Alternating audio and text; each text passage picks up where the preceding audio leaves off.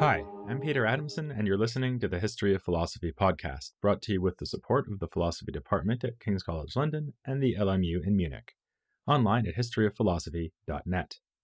Today's episode, What a Piece of Work is Man? Manetti and Pico on Human Nature. In the 1970s, a philosopher named Peter Singer brought attention to what he saw as an underappreciated form of prejudice. Just as sexism is discrimination on the basis of gender, and racism, discrimination on the basis of race, there is also speciesism, meaning discrimination against non-human animals on the basis of their species. Singer argued then, and continues to argue today, that we should include animals within the bounds of our moral concern.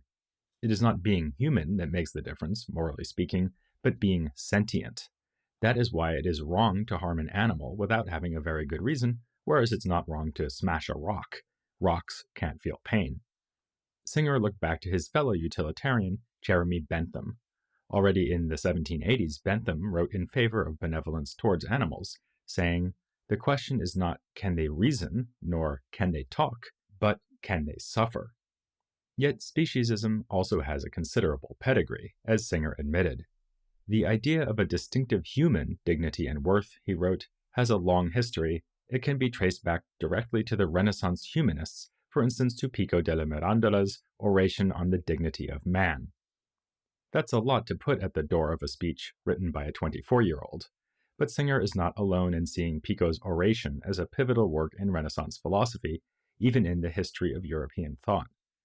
It is often hailed as signaling a new conception of human nature and of humanity's place in the world, as expressing what you might call a novel philosophical anthropology, anthropology being, of course, the study of the human. In this speech, Pico gave voice to the idea that humans are radically free and irreducibly individual, each of us blessed by God with the opportunity to choose what meaning to give to our life. Perhaps only Shakespeare is more famous than Pico as a spokesman for individualism in this period we are calling the Renaissance.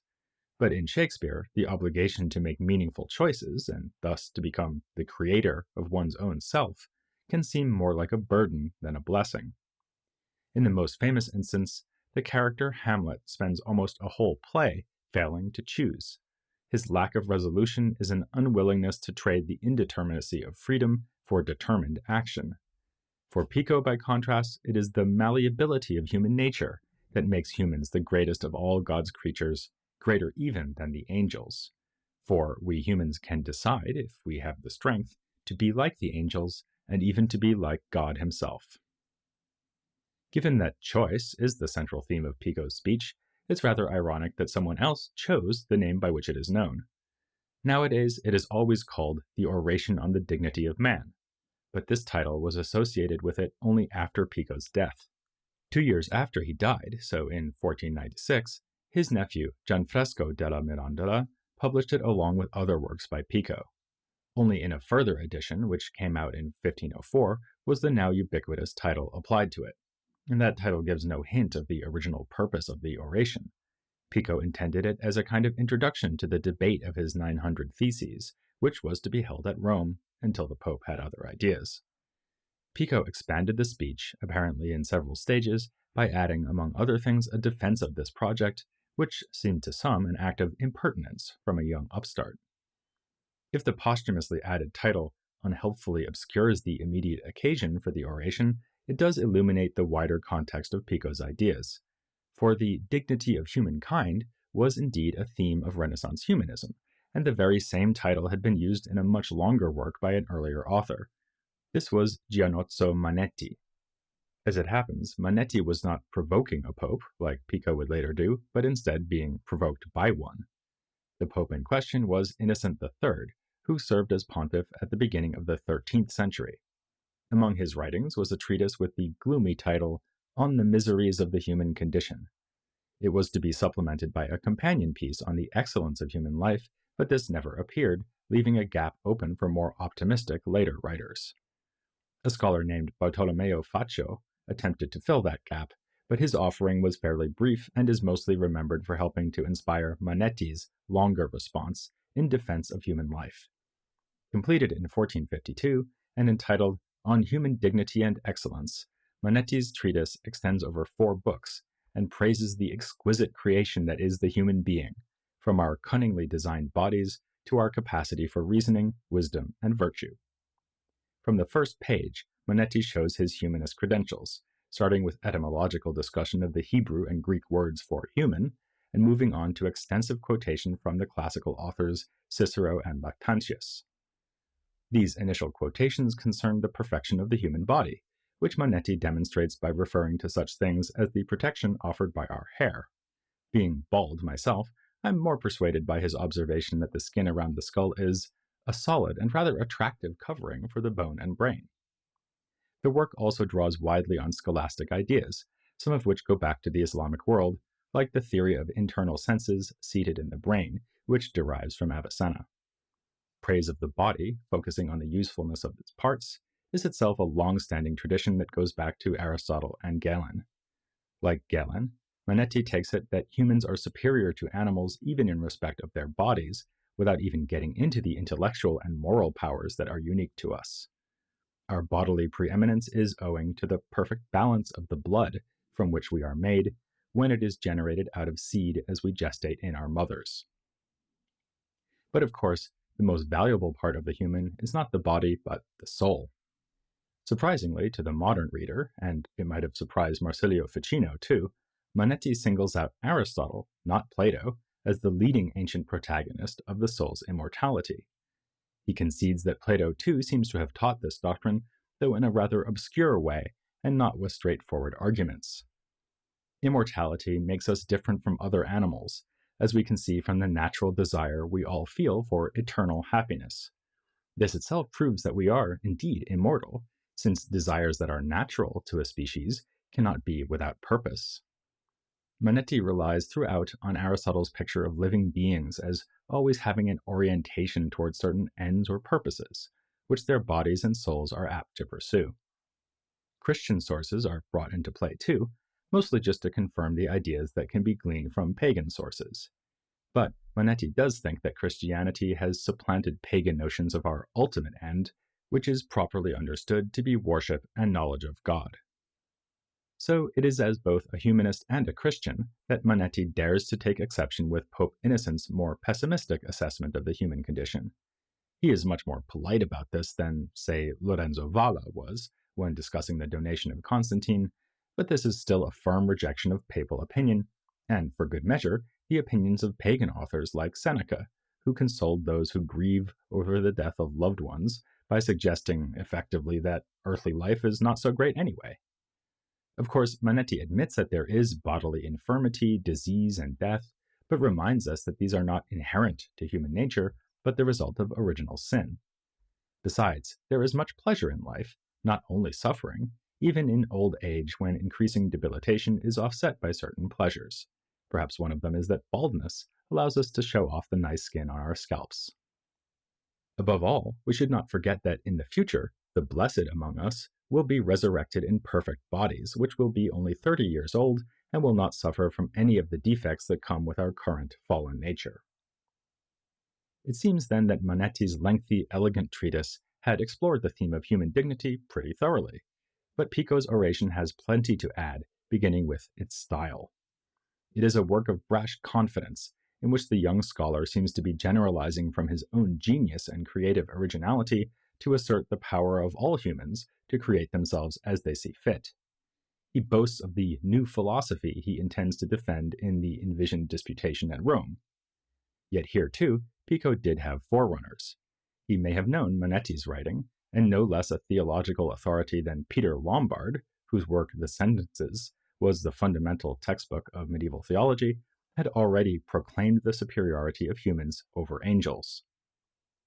A more intriguing potential influence on Pico is Johannan Alemanno, one of the Jewish scholars who taught him the ways of Kabbalah. In his own writings, Alemanno had argued that humans have no one fixed nature. Rather, they are intermediate beings, the last of the natural creatures and the first among the intellectual creatures. This is because humans have both a bodily and intellectual aspect. For Alemanno, the point of this was to embrace both aspects by using Kabbalah.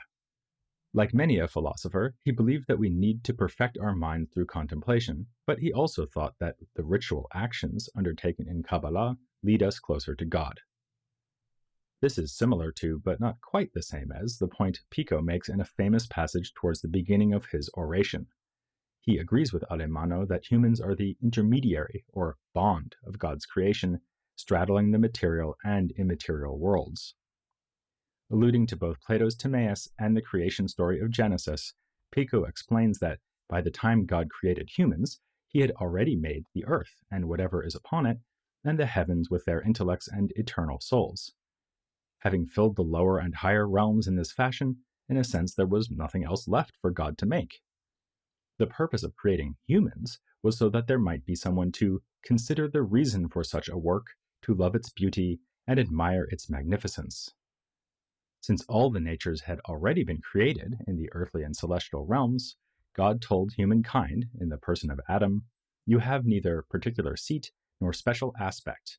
It is open to you by your choice, in whose hands I have placed you, to fix the limits of nature for yourself." And it's this that makes us the most happy of animals and the one most worthy of wonder. But as Hamlet knew, momentous choices bring dangers with them. Since we partake of the lower natures found in beasts and even plants, we can embrace these natures, thus failing to take advantage of our literally God-given opportunity. This is the choice made by hedonists, who indulge the faculties of nutrition and reproduction found also in plants. And those who love things enjoyed by the senses are acting like non-human animals. In a striking example of Pico's eclectic cultural tastes, he even cites Muhammad, in other words, the Quran, for the idea that those who turn away from the divine law become like beasts.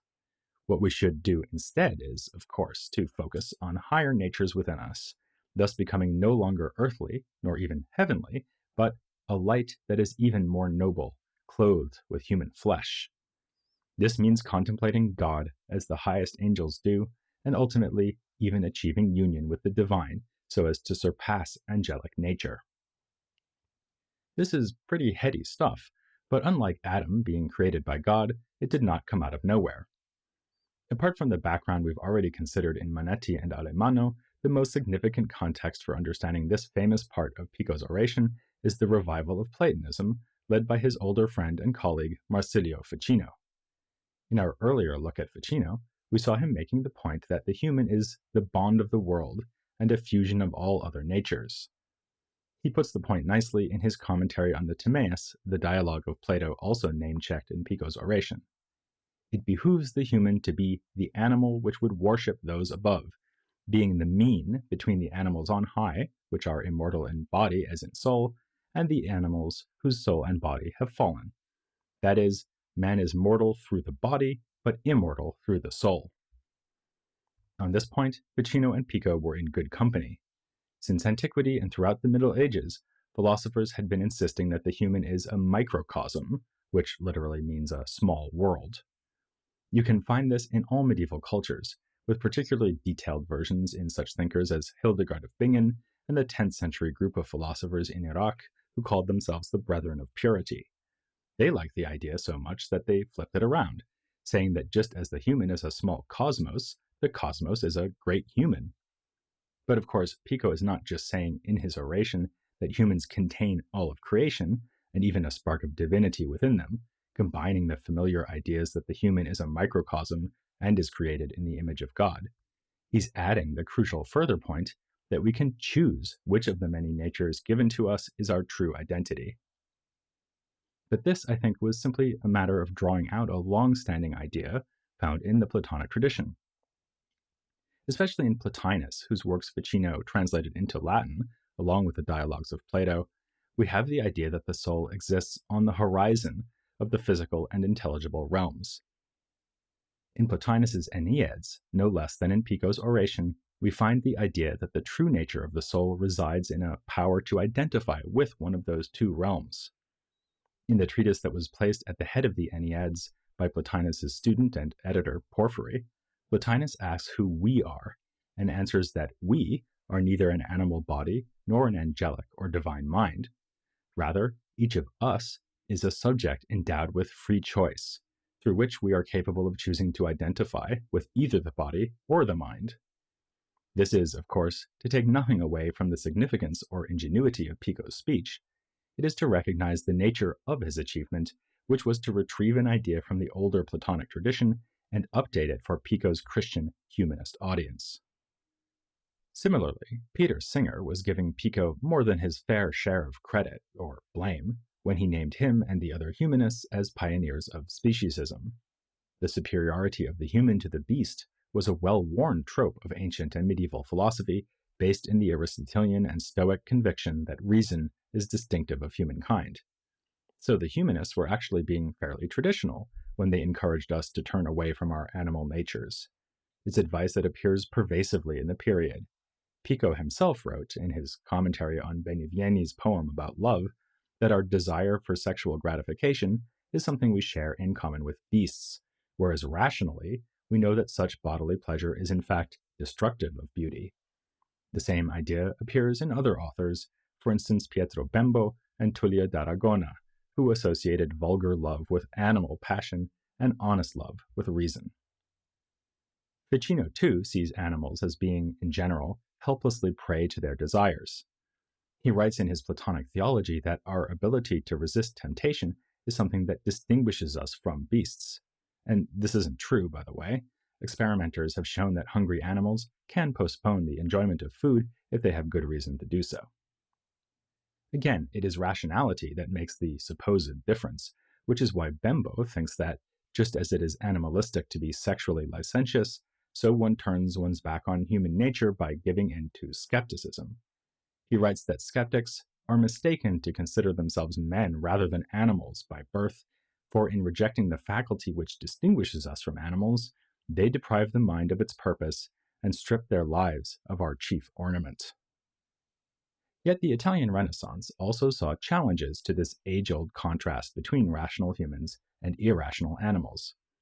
You might remember Lorenzo Valla mounting such a challenge in his attack on scholasticism, and his lead was followed by a number of later thinkers. Writing in 1603, the anatomist Girolamo d'Acquapendente went so far as to suggest that animals are capable of rudimentary language. At about the same time, another man of the same given name, Girolamo Giovannini, was even more impressed by the linguistic capacities of beasts. Giovannini said that really the only reason we say non-human animals are irrational is that otherwise we would have to give up on the idea that humans alone are, as the classical definition would have it, rational animals. Another late Renaissance thinker, who we'll be coming to in due course, Tommaso Campanella, thought that animals could perform syllogisms, as when a dog hunting another animal infers which way to go from the smell of its quarry. He also offered the nice example of a dog he had met who lived with a Polish family and could understand Polish, but not Italian.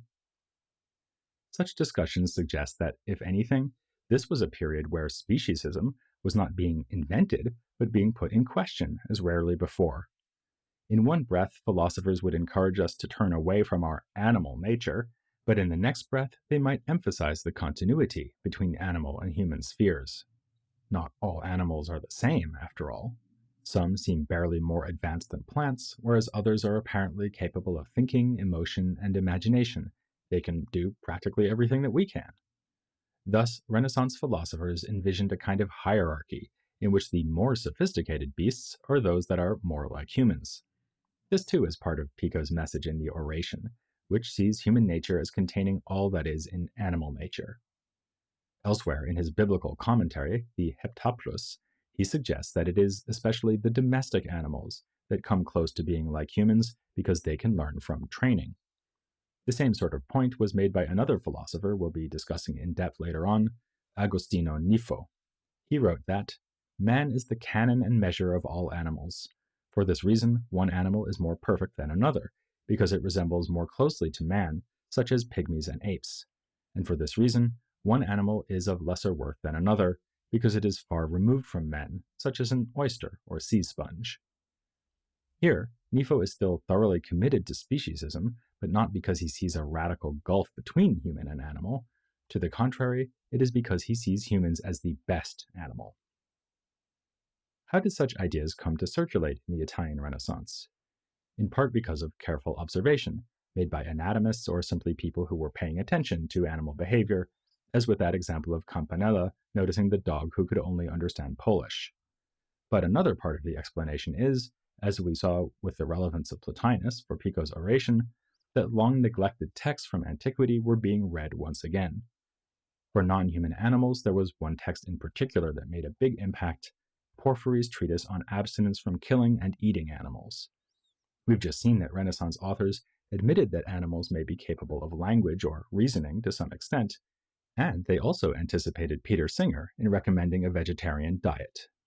This was in large part down to the influence of Porphyry, as has been shown in modern-day research, or by one modern-day researcher in particular, and next time we'll meet her. Cecilia Muratori's work has shown the importance of attitudes towards animals for understanding Renaissance ethics, science, and philosophy of mind.